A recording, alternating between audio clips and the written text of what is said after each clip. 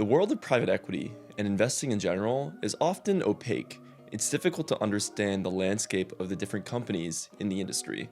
That makes it difficult to make informed career decisions, and because the recruiting process is so chaotic, it leads to even more rushed decision making. In contrast, lots of the large investment banks have consumer arms, lots of them are public financial companies, but understanding who the main players are in private equity is a little bit more difficult.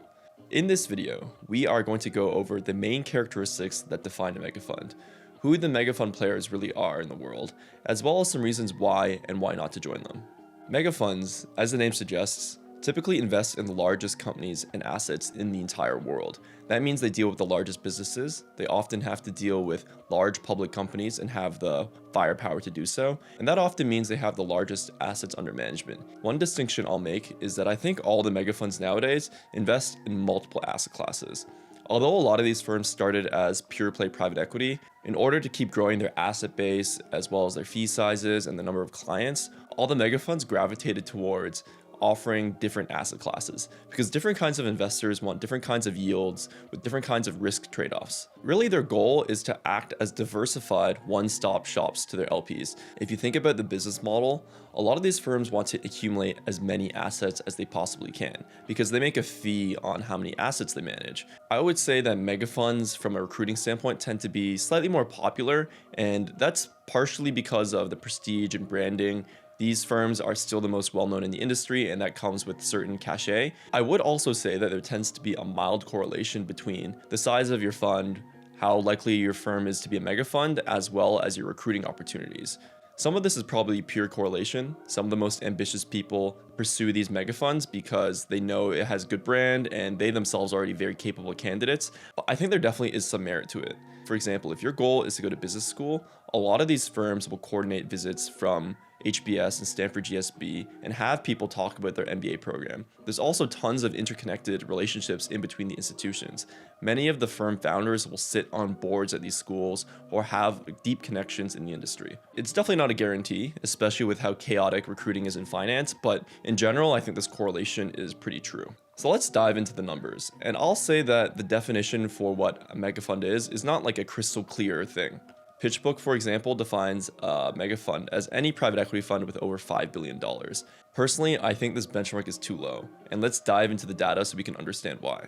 So on this page, we have a list of the biggest private equity players in the world, and we've sorted it by assets under management as well as the last flagship private equity fund size. And we think this paints a picture of who has consistently raised the most amount of money over time, which is what AUM is, as well as who's still raising the most amount of money in private equity specifically. And we've bolded the names that I think most people in the industry would definitely recognize as traditional mega funds. You can see that they have by far more assets under management. These people offer investments across every single asset class, and they're still raising the most amount of money in private equity. You'll see that we have excluded Brookfield, which historically has focused more on real estate and infrastructure, as well as Ares, which has focused more on credit in the past. I will say that although I've bolded a couple of mega funds that do multiple asset classes, many people in private equity would prefer to work for other names. And that's because further down the list, there are a couple of more pure play private equity people that focus specifically on private equity that have had better returns over the last couple of funds. Just to provide another data point, this is a page from BCG, and they talk about the convergence towards one-stop yield shops.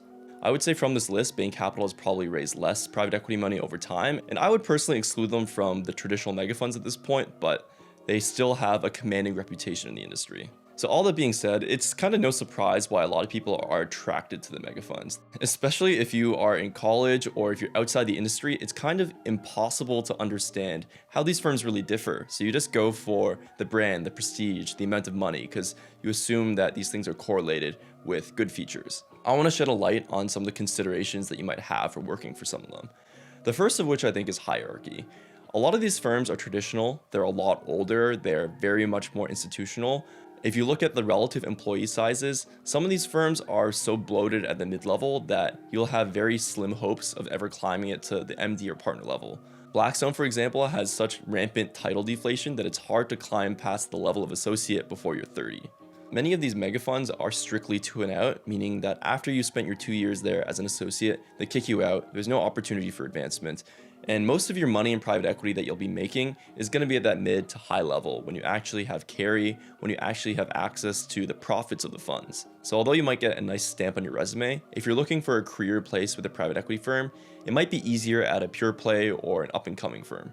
I think relatedly, a lot of these firms tend to be slightly more traditional. Many of the mega funds were founded in the 70s and 80s, and they just have a traditional way of conduct, making you wear a suit and tie or a formal dress, and are altogether just a little bit less casual. One thing that I think is also really important is that the private equity practice is not always the main focus of these mega funds anymore. They have a bunch of different asset classes now, they have a bunch of different projects and things that they want to focus on, and at a certain point they focus more on just the total money that they're raising. So if you specifically want to do private equity, there's a good case that you just want to go at whatever the best performing funds are.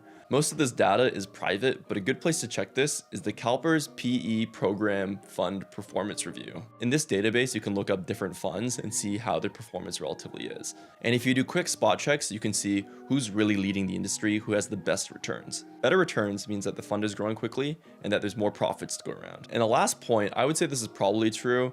I think there is also a slight correlation between the grindiness as well as the fund size and the traditional mega fund sort of spirit of it. I think you're going to work hard everywhere, but I think these mega funds typically tend to have a reputation for being slightly grindier. So in conclusion, I think there are a couple of mega funds in the competitive landscape. They have distinctly different business models from just large private equity funds. I think they tend to have stronger brand and slightly better recruiting options, but there are also a lot of considerations as why you would want to work somewhere else. I hope you enjoyed this video, and I'll see you in the next one.